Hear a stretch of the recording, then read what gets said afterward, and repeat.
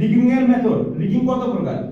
চার প্রকার। চার প্রকারের যে কোনো এক প্রকার এখানে অবশ্যই অঙ্কিত থাকবে, আঁকা থাকবে, ওইটা দেখেই তো হচ্ছে আমরা রিগিংটা করব। তো লিফটিং সুপারভাইজার ফাইনালি যখন এই লিফটিং প্ল্যানটা যখন তৈরি করবে, এর একটা কপি একজন রিগারম্যান নিতে পারে, যে সিনিয়র রিগার থাকবে, সে এই যে ডকুমেন্টটা, এটাকে লিফটিং প্ল্যান বলে, এই প্ল্যানটা নেওয়ার পরে সে দেখবে আসলে যে এই অপোজিট সাইডে এখানে দেখেন যে কোন ধরনের লিফটিং গিয়ারটা নিবে বা অ্যাকসেসরিজ এর নামটা কি, যেমন ডি শেকেল বা বো শেকেল, তারপর হচ্ছে চেইন সিলিং, তারপর হচ্ছে ওয়েভ সিলিং, ওয়্যার সিলিং, এই জিনিসগুলোর নাম, এই অ্যাকসেসরিজ এর নামগুলো এখানে সুন্দরভাবে উল্লেখিত করে দেওয়া থাকবে স্পষ্টভাবে। এবং প্রত্যেকটা লিফটিং গিয়ারে শুধু নাম উল্লেখিতই থাকবে না, পাশাপাশি দেওয়া থাকবে আইডি নাম্বার, আইডেন্টিফিকেশন নাম্বার, যে প্রত্যেকটা লিফটিং গিয়ারে যে ট্যাগ থাকে সেই ট্যাগে সেই আইডেন্টিফিকেশন নাম্বারগুলো থাকবে, ঠিক আছে? সেটাও এখানে ক্লিয়ারলি একদম মেনশন করে দিতে হবে। এবং এখানে ম্যাক্সিমাম সেফ ওয়ার্কিং লোড যেটা, সেই লিফটিং গিয়ারে কত টনের লিফটিং গিয়ার নিচ্ছেন, এটা শ্যাকেল নিচ্ছেন বা ওয়েভ সিলিং নিচ্ছেন বা ওয়্যার সিলিং নিচ্ছেন, এটা এখানে উল্লেখিত করে দিতে হবে। এবং ডেট অফ লাস্ট ইনস্পেকশন যেটা কিনা থার্ড পার্টি যে ইনস্পেকশনগুলো প্রতি 6 মাস অন্তর হয়, সেই ইনস্পেকশনের যে ডেটটা ছিল সেই ডেটটাও এখানে উল্লেখিত করতে হবে। প্রত্যেকটা লিফটিং গিয়ারের নামের এই লাইন বরাবর ওই ট্যাগ থেকে ওই ইয়াগুলো উল্লেখিত করতে হবে, কোন ডেটে এটা থার্ড পার্টি ইনস্পেকশন করা ছিল, ঠিক আছে? তারপরে হচ্ছে কালার কোডিং করা আছে কিনা, যদি থাকে তো ইয়েস, এটা টিক দিলেন বা ইয়েস লিখলেন, এরকম থাকবে। তারপরে ভিজুয়াল ইনস্পেকশন চেক করা আছে কিনা। এখন এই আইডি নাম্বারটা আপনি কোথা থেকে পাবেন? ট্যাগ থেকে পাবেন। তো ভিজুয়াল ইনস্পেকশন যদি আপনি না করেন তাহলে ট্যাগের কাছে আপনি যাবেন? তো এখানে কিন্তু এই ফর্মুলাটা শুধুমাত্র রিগিং করার জন্য কোন কোন ধরনের রিগিং এর ম্যাটেরিয়াল লাগবে সেগুলোই খুঁজে পাওয়ার ফর্মুলা নয়, বরং এটা দিয়ে খুঁজে পাওয়া যাবে এবং ইনস্পেকশনটা প্রপারলি হয়ে গেল একই সাথে। তার মানে একজন রিগারের সিম্পলি বলা যেতে পারে যে লোকেশনটা ভালোভাবে দেখবে, লিফটিং এরিয়াটা, যেমন লিফটিং সুপারভাইজার দেখবে, সিনিয়র রিগার যারা থাকবে, সিগন্যাল ম্যান তারাও দেখবে যে কোনো সারাউন্ডিং এরিয়ায় কোনো বিপদ আছে কিনা, সেই বিপদগুলো দেখবে, এখানে আনইভেন গ্রাউন্ড কিনা সেটা দেখবে, সঠিকভাবে ক্রেন প্লেসমেন্ট করা হতে পারে কিনা সেটা দেখবে, তারপরে overhead power line, high voltage overhead power line আছে কিনা সেটা দেখবে, অন্যান্য কোনো অ্যাক্টিভিটি আমার এই লিফটিং জোনের মধ্যে হচ্ছে কিনা সেটাও তারা দেখবে। অন্যান্য অ্যাক্টিভিটি বলতে বোঝা যায় যে মাটি খনন করে রাখছে, এক্সকেভেশন করে রাখছে, এখানে আমি ভারী একটা জাম, একটা মেশিন আমি পার করব, ও তো উল্টে পড়ে যাবে, এটা কলাপস হয়ে যাবে, ঠিক কি না? হয়ে যাবে না? তো আমরা কতটুকু দূরত্ব মেইনটেইন করতে হবে সেগুলো আমাদের ট্রেনিং এর নোটের ভিতরে সবকিছু ক্লিয়ার মেনশন করতে হবে, সেগুলো আমরা নোট করে করে মুখস্থ করে রাখবো। কিছু কিছু ব্যাপার আছে মুখস্থ করতে হবে, বুঝতে হবে, মনেও রাখতে হবে। এবং পাশাপাশি হচ্ছে আমরা ইনস্পেকশন করলাম, জায়গা লোকেশন সবকিছু দেখলাম যে আমাদের দ্বারাই কোনো ব্যক্তি ক্ষতিগ্রস্ত হতে পারে কিনা, বা অন্য কোনো টিমের মাধ্যমে আমাদের টিমের কোনো ক্ষতিগ্রস্ত হতে পারে কিনা, বা কোনো অ্যাক্সেস বা এগ্রেস বা চলাফেরা করার যে পেডেস্ট্রিয়ান যে রোডগুলো আছে এগুলো ব্লকিং হচ্ছে কিনা, বা আমাদের দ্বারা তারা ক্ষতিগ্রস্ত কিনা, এই বিষয়বস্তুগুলো সবকিছু ভালোভাবে পর্যবেক্ষণ করে সুইটেবল একটা জায়গা আমাদেরকে সিলেক্ট করতে হবে যেখানে আমরা সেফ লিফটিং অপারেশনটা করতে পারবো। এখন আমরা ফিরে আসি রিগারের রেসপন্সিবিলিটি একটা জিনিস, সঠিক ইনস্পেকশন করে লিফটিং গিয়ারগুলো যখন আমরা নিয়ে আসবো, নিয়ে আসার পরে আমরা কিন্তু রিগিং করব। কিভাবে রিগিং করব? এই ফর্মুলা অনুসারে এখানে দেওয়া থাকবে যে কিভাবে রিগিংটা এখানে অঙ্কিত করে দেওয়া আছে, আঁকা আছে, যেটা আমি আর্লিয়ার বললাম।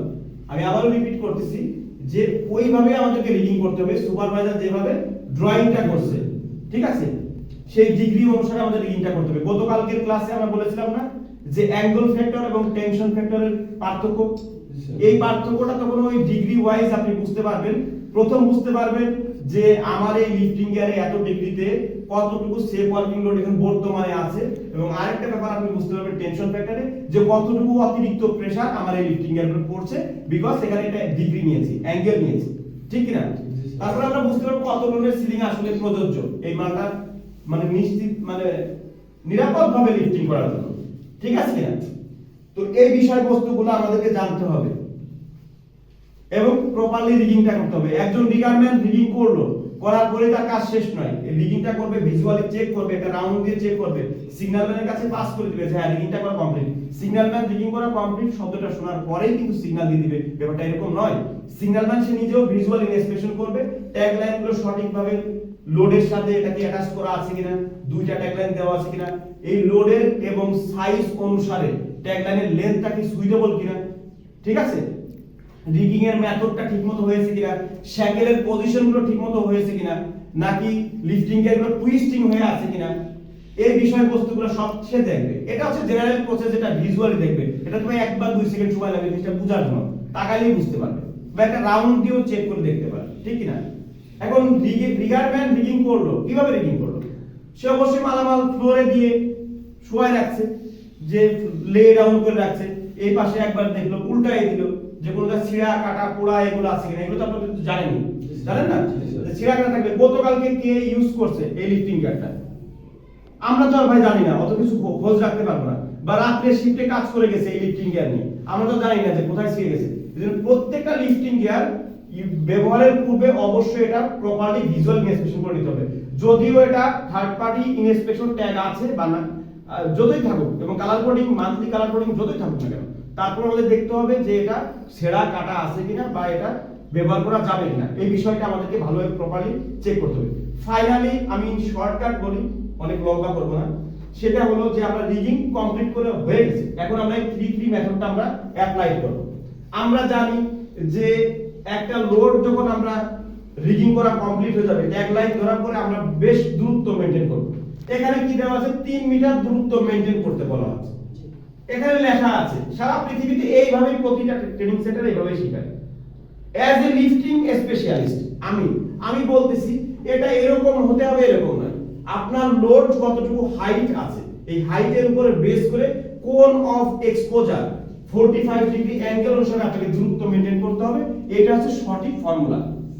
এই যে কোন অফ এক্সপোজার, এই যে 45 ডিগ্রি অনুসারে, লোডের হাইট কম আছে মানে আপনি কাছাকাছি দাঁড়াতে পারবেন, লোডের হাইট আস্তে আস্তে উপরের দিকে উঠবে, এই কোন অফ এক্সপোজারের মতো এই 45 ডিগ্রি অনুসারে আপনাকে এই দূরত্ব মেইনটেইনটা করতে হবে। বুঝতে পারছেন? ততটুকু দূরত্ব আপনাকে মেইনটেইন করতে হবে, এটা 45 ডিগ্রি অ্যাঙ্গেল অনুসারে। তা জাস্ট একটা ফর্মুলা এখানে দিয়ে রাখছে, এই ক্যাটাগরিতে আমাদের কাজটা করতে হবে, জেনারেল ক্যাটাগরি এটা, ঠিক আছে? এটা প্রাইমারিলি আমরা 3 মিটার দূরত্ব মেইনটেইন করার কথা বলা হচ্ছে এখানে, এই দূরত্বটা মেইনটেইন করব, ট্যাগ লাইনটা প্রপারলি টাইটেন করব। কিসের সাথে ভাই? লিফটিং গিয়ারের সাথে না লোডের সাথে? অবশ্যই লোডের সাথে। কখনোই লিফটিং গিয়ারের সাথে কখনোই আমরা ট্যাগ লাইন সরাসরি কানেক্টেড করার চেষ্টা করব না, যদি কোনো অল্টারনেটিভ অপশন যদি না থাকে। সবসময় আমরা লোডের সাথে করব, এবং এটাই নিয়ম, অবশ্যই লোডের সাথেই ট্যাগ লাইনটা লাগাইতে হবে, এটা আমাদের মূল প্ল্যান থাকবে, ঠিক আছে? এবং 30 সেন্টিমিটার হচ্ছে আমাদেরকে হাইট করতে হবে। আমরা মনে মনে ধরে নেই 300 mm আমরা উপরে উঠাবো, 300 mm বা 1 ফিটের কাছাকাছি আমরা উপরে উঠাবো। উঠানোর পরে আমরা একটা চেক করব, আমরা দেখব উইদিন 2 or 3 সেকেন্ড আমরা দেখব যে লোডের ব্যালেন্সটা স্টেবল কিনা, অ্যালাইনমেন্টটা ঠিকমতো আছে কিনা, একটু বেঁকা আছে কিনা, বা রিগিং পজিশন ঠিক আছে কিনা, শ্যাকেলের পজিশনগুলো ঠিকমতো আছে কিনা, কোনো কিছু টুইস্টিং হয়ে গেল কিনা, বা এখানে কোনো প্যাডিং দেওয়া আছে কিনা। প্যাডিং বুঝেন? প্যাডিংটা দেওয়া আছে কিনা, এখানে কেটে যেতে পারে। শার্প এজ বুঝেন তো ভাই? জি জি। শার্প এজ মানে কি, ধারালো কিনারা আছে কিনা, এই বিষয়বস্তুগুলো আমরা খুব প্রপারলি চেক করব। এবং যদি প্রবলেম ফেস করে ফেলি, এত কিছু ইনস্পেকশন করার পরও 1 ফিট উঠানোর পর যদি মনে হয় যে এখানে একটু ভুল আছে, রিগিং এর ভুল আছে, বা প্যাডিং এ কোনো জায়গায় ভালোভাবে কানেক্টেড করা হয়নি, বা ট্যাগ লাইনটা সঠিকভাবে প্রপারলি সেটআপ করা হয়নি, লোডটাকে আমরা আবার নিচে নামিয়ে দিব, নামিয়ে দিয়ে আবার রিগিং করব, পুনরায় আবার রিগিংটা করব। আমরা করে সেটেল করার পরে তারপরে আমরা লোডটাকে আমরা উত্তোলন প্রক্রিয়াতে আমরা যাইতে পারবো, তাই না? উত্তোলন প্রক্রিয়ায় যখন আমরা চলে যাচ্ছি, সিগন্যালে চলে যেতে পারবো, অ্যাজ এ সিগন্যাল ম্যান তার দায়িত্বটা কি? তার মূল দায়িত্ব হচ্ছে স্ট্যান্ডার্ড সিগন্যাল ক্রেন অপারেটরের কাছে পৌঁছে দেওয়া। আমরা জানি যে ক্রেন অপারেটরের দ্বিতীয় চোখ হচ্ছে কার? সিগন্যাল ম্যানের। এই সিগন্যাল ম্যানের চোখ দিয়ে ক্রেন অপারেটর দেখে, সবকিছু সে দেখে কার মাধ্যমে ভাই? সিগন্যাল ম্যানের চোখ দিয়ে দেখে। তো সিগন্যাল ম্যান যে জিনিসটা দেখবে, যে জিনিসটা বুঝবে, সে সেটাই সিগন্যালটা দেবে। সিগন্যালটা হতে হবে স্ট্যান্ডার্ড সিগন্যাল। যদি ক্রেন অপারেটর সরাসরি লোডিং আনলোডিং পয়েন্ট, মানে অ্যাসেন্ডিং এবং ডিসেন্ডিং পয়েন্ট, বা ইনিশিয়াল বা ফাইনাল পজিশন, এই শব্দগুলো সবই একই ক্যাটাগরির কথা।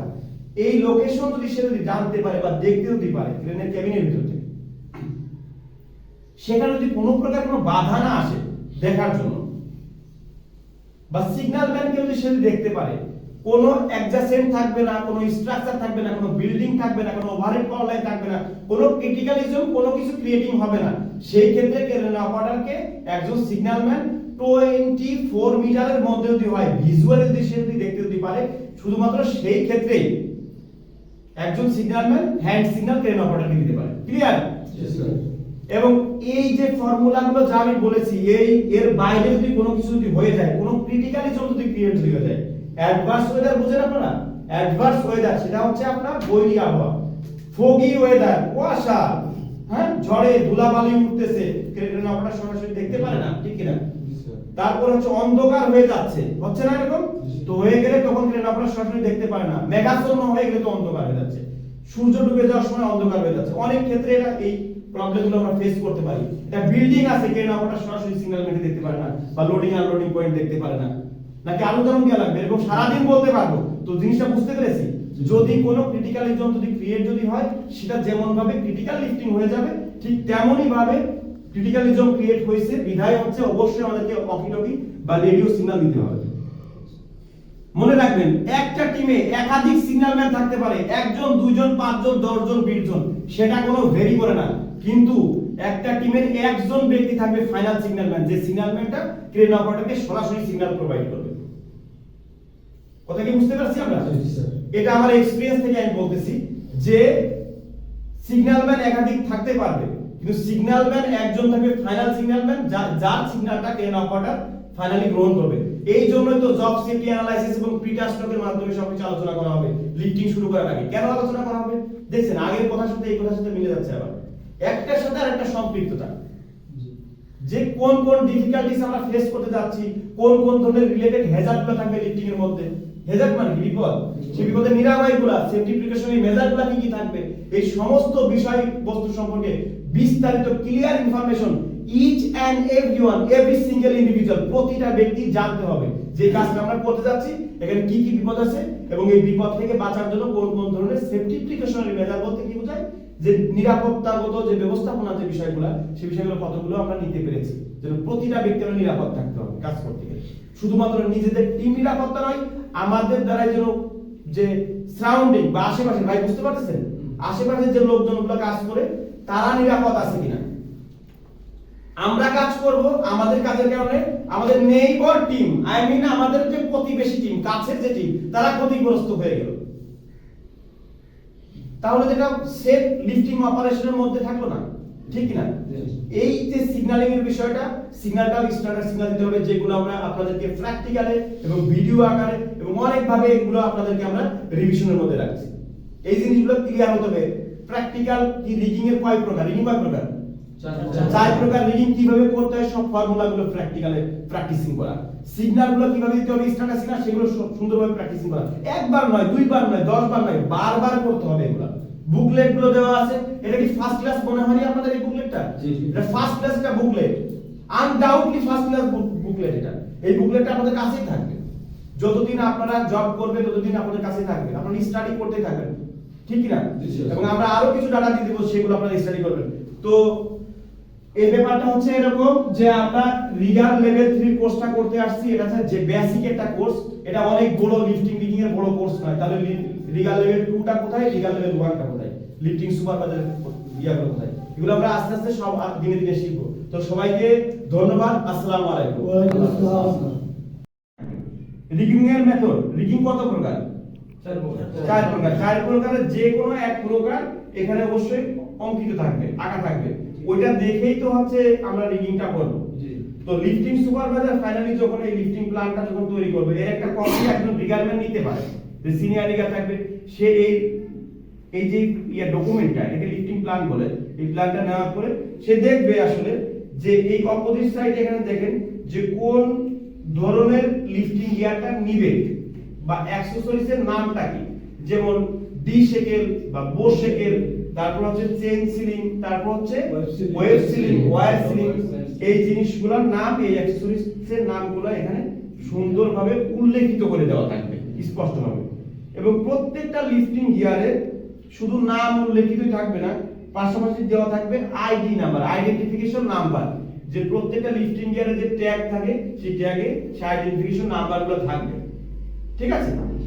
সেটাও এখানে ক্লিয়ারলি একদম মেনশন করে দিতে হবে। এবং এখানে ম্যাক্সিমাম সেফ ওয়ার্কিং লোড যেটা সেই লিফটিং গিয়ারের কত টনের লিফটিং গিয়ার নিচ্ছেন, এটা স্যাকেল নিচ্ছেন বা ওয়েব সিলিং নিচ্ছেন বা ওয়ার সিলিং নিচ্ছেন, এটা এখানে উল্লেখিত করে দিতে হবে। এবং ডেট অফ লাস্ট ইনস্পেকশন যেটা কিনা থার্ড পার্টি যে ইনস্পেকশনগুলো প্রতি 6 মাস অন্তর হয়, সেই ইনস্পেকশনের যে ডেটটা ছিল সেই ডেটটাও এখানে উল্লেখিত করতে হবে। প্রত্যেকটা লিফটিং গিয়ারের নামের এই লাইন বরাবর ওই ট্যাগ থেকে ওই ইয়াগুলো উল্লেখিত করতে হবে কোন ডেটে এটা থার্ড পার্টি ইনস্পেকশন করা ছিল, ঠিক আছে? তারপরে হচ্ছে কালার কোডিং করা আছে কিনা, যদি থাকে তো ইয়েস এটা টিক দিলেন বা ইয়েস লিখলেন, এরকম থাকবে। তারপরে ভিজুয়াল ইনস্পেকশন চেক করা আছে কিনা। এখন এই আইডি নাম্বারটা আপনি কোথা থেকে পাবেন? ট্যাগ থেকে পাবেন। তো ভিজুয়াল ইনস্পেকশন যদি আপনি না করেন তাহলে ট্যাগের কাছে আপনি যাবেন? তো এখানে কিন্তু এই ফর্মুলাটা শুধুমাত্র রিগিং করার জন্য কোন কোন ধরনের রিগিং এর ম্যাটেরিয়াল লাগবে সেগুলোই খুঁজে পাওয়ার ফর্মুলা নয়, বরং এটা দিয়ে খুঁজে পাওয়া যাবে এবং ইনস্পেকশনটা প্রপারলি হয়ে গেল একই সাথে। তার মানে একজন রিগারের সিম্পলি বলা যেতে পারে যে লোকেশনটা ভালোভাবে দেখবে, লিফটিং এরিয়াটা, যেমন লিফটিং সুপারভাইজার দেখবে, সিনিয়র রিগার যারা থাকবে, সিগন্যাল ম্যান তারাও দেখবে যে কোনো সারাউন্ডিং এরিয়ায় কোনো বিপদ আছে কিনা, সেই বিপদগুলো দেখবে। এখানে আনইভেন গ্রাউন্ড কিনা সেটা দেখবে, সঠিকভাবে ক্রেন প্লেসমেন্ট করা হতে পারে কিনা সেটা দেখবে। তারপরে overhead power line, high voltage overhead power line আছে কিনা সেটা দেখবে। অন্যান্য কোনো অ্যাক্টিভিটি আমার এই লিফটিং জোনের মধ্যে হচ্ছে কিনা সেটাও তারা দেখবে। অন্যান্য অ্যাক্টিভিটি বলতে বোঝা যায় যে মাটি খনন করে রাখছে, এক্সকাভেশন করে রাখছে, এখানে আমি ভারী একটা যান একটা মেশিন আমি পার্ক করব, ও তো উল্টে পড়ে যাবে, এটা কলাপস হয়ে যাবে, ঠিক কি না? হয়ে যাবে না? তো আমরা কতটুকু দূরত্ব মেইনটেইন করতে হবে সেগুলো আমাদের ট্রেনিং এর নোটের ভিতরে সবকিছু ক্লিয়ার মেনশন করতে হবে। সেগুলো আমরা নোট করে করে মুখস্থ করে রাখবো। কিছু কিছু ব্যাপার আছে মুখস্থ করতে হবে, বুঝতে হবে, মনেও রাখতে হবে। এবং পাশাপাশি হচ্ছে আমরা ইনস্পেকশন করলাম, জায়গা লোকেশন সবকিছু দেখলাম যে আমাদের দ্বারাই কোনো ব্যক্তি ক্ষতিগ্রস্ত হতে পারে কিনা, বা অন্য কোনো টিমের মাধ্যমে আমাদের টিমের কোনো ক্ষতিগ্রস্ত হতে পারে কিনা, বা কোনো অ্যাক্সেস বা এগ্রেস বা চলাফেরা করার যে পেডেস্ট্রিয়ান যে রোডগুলো আছে এগুলো ব্লকিং হচ্ছে কিনা, বা আমাদের দ্বারা তারা ক্ষতিগ্রস্ত কিনা, এই বিষয়বস্তুগুলো সবকিছু ভালোভাবে পর্যবেক্ষণ করে সুইটেবল একটা জায়গা আমাদেরকে সিলেক্ট করতে হবে যেখানে আমরা সেফ লিফটিং অপারেশনটা করতে পারবো। এখন আমরা ফিরে আসি রিগারের রেসপন্সিবিলিটি একটা জিনিস, সঠিক ইনস্পেকশন করে লিফটিং গিয়ারগুলো যখন আমরা নিয়ে আসবো, নিয়ে আসার পরে আমরা কিন্তু রিগিং করব। কিভাবে রিগিং করব? এই ফর্মুলা অনুসারে এখানে দেওয়া থাকবে যে কিভাবে রিগিংটা এখানে অঙ্কিত করে দেওয়া আছে, আঁকা আছে, যেটা আমি আর্লিয়ার বললাম। আমি আবারও রিপিট করতেছি যে ওইভাবে আমাদেরকে রিগিং করতে হবে, সুপারভাইজার যেভাবে ড্রয়িংটা করছে, ঠিক আছে? সেই ডিগ্রি অনুসারে আমাদের রিগিংটা করতে হবে। গতকালকের ক্লাসে আমরা বলেছিলাম না যে অ্যাঙ্গেল ফ্যাক্টর এবং টেনশন ফ্যাক্টরের পার্থক্য, এই পার্থক্যটা তখন ওই ডিগ্রি ওয়াইজ আপনি বুঝতে পারবেন। প্রথম বুঝতে পারবেন যে আমার এই লিফটিং গিয়ারে এত ডিগ্রিতে কতটুকু সেফ ওয়ার্কিং লোড এখন বর্তমানে আছে, এবং আরেকটা ব্যাপার আপনি বুঝতে পারবেন টেনশন ফ্যাক্টরে যে কতটুকু অতিরিক্ত প্রেসার আমার এই লিফটিং গিয়ারের উপর পড়ছে, বিকজ এখানে এটা ডিগ্রি নিয়েছি, অ্যাঙ্গেল নিয়েছি, ঠিক কি না? তারপর আমরা বুঝতে পারবো কত টনের সিলিং আসলে প্রযোজ্য এই মালটা মানে নিশ্চিত মানে নিরাপদভাবে লিফটিং করার জন্য, ঠিক আছে কিনা? তো এই বিষয়বস্তুগুলো আমাদেরকে জানতে হবে এবং প্রপারলি রিগিংটা করতে হবে। একজন রিগারম্যান রিগিং করলো, করার পরে তার কাজ শেষ নয়, এই রিগিংটা করবে, ভিজুয়ালি চেক করবে, একটা রাউন্ড দিয়ে চেক করবে, সিগন্যালম্যানের কাছে পাস করে দিবে যে হ্যাঁ রিগিংটা করা কমপ্লিট। সিগন্যালম্যান রিগিং করা কমপ্লিট শব্দটা শোনার পরেই কিন্তু সিগন্যাল দিয়ে দিবে, ব্যাপারটা এরকম নয়। সিগন্যালম্যান সে নিজেও ভিজুয়াল ইনস্পেকশন করবে, ট্যাগ লাইনগুলো সঠিকভাবে লোডের সাথে এটাকে অ্যাটাচ করা আছে কিনা, দুইটা ট্যাগ লাইন দেওয়া আছে কিনা, এই লোডের এবং সাইজ অনুসারে ট্যাগ লাইনের লেন্থটা কি সুইটেবল কিনা, ঠিক আছে? রিগিং এর মেথডটা ঠিকমতো হয়েছে কিনা, শ্যাকেলের পজিশনগুলো ঠিকমতো হয়েছে কিনা, নাকি লিফটিং গিয়ারগুলো টুইস্টিং হয়ে আছে কিনা, এই বিষয়বস্তুগুলো সব সে দেখবে। এটা হচ্ছে জেনারেল প্রসেস, যেটা ভিজুয়ালি দেখবে। এটা তুমি 1 বা 2 সেকেন্ড সময় লাগবে জিনিসটা বোঝার জন্য, তাকালেই বুঝতে পারবে, বা একটা রাউন্ড দিয়েও চেক করে দেখতে পারবে, ঠিক কি না? এখন রিগারম্যান রিগিং করলো, কিভাবে রিগিং করলো? সে অবশ্যই মালামাল ফ্লোরে দিয়ে শোয়াই রাখছে, যে লে ডাউন করে রাখছে, এই পাশে একবার দেখলো, উল্টাই দিল, যে কোনটা ছিঁড়া কাটা পোড়া এগুলো আছে কিনা, এগুলো তো আপনারা জানেনই, জানেন না? ছিঁড়া কাটা থাকবে। গতকালকে কে ইউজ করছে এই লিফটিং গিয়ারটা আমরা তো আর ভাই জানি না, অত কিছু খোঁজ রাখতে পারবো না, বা রাত্রে শিফটে কাজ করে গেছে এই লিফটিং গিয়ার নিয়ে, আমরা তো জানি না যে কোথায় ছিঁড়ে গেছে। প্রত্যেকটা লিফটিং গিয়ার ব্যবহারের পূর্বে অবশ্যই এটা প্রপারলি ভিজুয়াল ইন্সপেকশন করে নিতে হবে। যদিও এটা থার্ড পার্টি ইন্সপেকশন ট্যাগ আছে বা না যতই থাকুক, এবং colour coding monthly colour coding যতই থাকুক না কেন, তারপর আমাদের দেখতে হবে যে এটা ছেঁড়া কাটা আছে কিনা বা এটা ব্যবহার করা যাবে কিনা, এই বিষয়টা আমাদেরকে ভালোভাবে প্রপারলি চেক করতে হবে। ফাইনালি আমি শর্টকাট বলি, অনেক লম্বা করব না, সেটা হলো যে আমরা রিগিং কমপ্লিট করে হয়ে গেছে, এখন আমরা এই 3-3 মেথডটা আমরা অ্যাপ্লাই করব। আমরা জানি যে একটা লোড যখন আমরা রিগিং করা কমপ্লিট হয়ে যাবে, ট্যাগ লাইন ধরার পরে আমরা বেশ দূরত্ব মেইনটেইন করব। এখানে কি দেওয়া আছে, 3 মিটার দূরত্ব মেইনটেইন করতে বলা আছে। এখানে লেখা আছে, সারা পৃথিবীতে এইভাবেই প্রতিটা ট্রেনিং সেন্টারে এইভাবেই শেখায়।